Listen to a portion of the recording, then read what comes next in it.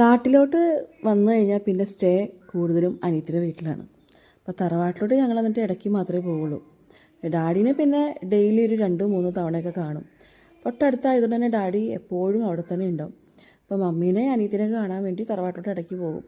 അപ്പോൾ ചെന്ന് കഴിയുമ്പോൾ പരിഭവങ്ങളും പരാതികളും പറച്ചിലുകളൊക്കെയാണ്. പിന്നെ ഡാഡിയായിട്ടെന്ന് പറഞ്ഞാൽ ഇവരെല്ലാവരും ഭയങ്കര കൂട്ടാണ്.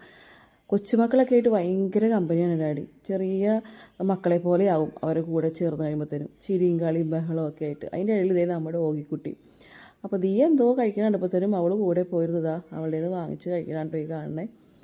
അങ്ങനെ വന്നു കഴിഞ്ഞപ്പോഴത്തേനും ഞങ്ങളിന്ന് അങ്ങനെ വരുന്നുള്ളൊരു പ്രതീക്ഷ അവർക്കില്ലാത്തതുകൊണ്ട് സ്പെഷ്യലൊന്നും ഉണ്ടായിരുന്നില്ല എന്നുള്ള സങ്കടമായിരുന്നു അവർക്ക്.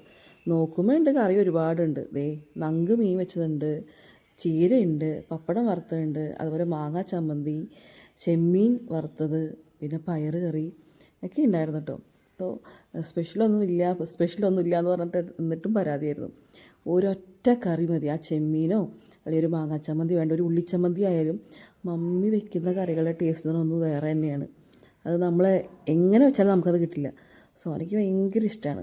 ഒരു പ്രത്യേകത കൂടി ഉണ്ട്, ഇന്ന് ജാനുവരി 8 എൻ്റെ ഡാഡിയുടെയും മമ്മിയുടെയും വെഡ്ഡിങ് ഡേയും കൂടിയാണ്. അപ്പോൾ ഇത് ഇന്ന് എടുത്ത വീഡിയോ അല്ല, പക്ഷേ എൻ്റെ ഡാഡിക്കും മമ്മിക്കും കൂടി വേണ്ടിയിട്ട് ഈ വീഡിയോ സമർപ്പിക്കുന്നു. അപ്പോൾ ഹാപ്പി വെഡ്ഡിങ് ഡേ ഡിയേഴ്സ്.